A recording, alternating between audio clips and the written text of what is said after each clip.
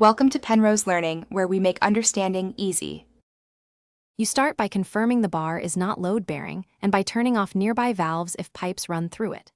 Once ready, peel off any decorative caps with a utility knife to reveal set screws. This prevents scratching tile. Use the correct Allen key or screwdriver to break the screw free. Why?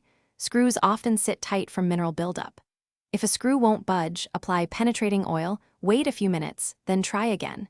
Keep gentle pressure to avoid stripping heads. You now hold the bar before removing the final fasteners to prevent it from falling. Once screws are out, check how the bar is anchored. Toggles, molly bolts, or screws into studs, this determines removal technique. For toggle anchors, push through and pull out. For molly bolts, expand then collapse to remove.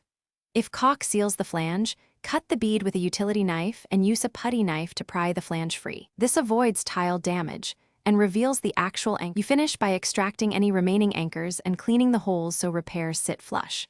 For small tile or drywall holes, use an appropriate filler, tile epoxy or spackling, then sand and repaint or regrout as needed. If you plan to reinstall, choose anchors matched to wall type and load. If an anchor is stuck, drill it out slowly or enlarge the hole slightly. If this risks tile cracking, stop and call a pro to avoid costly damage. Make sure to seal edges to prevent moisture issues. Thanks for watching. If this was helpful, leave a like and consider subscribing. See you next time.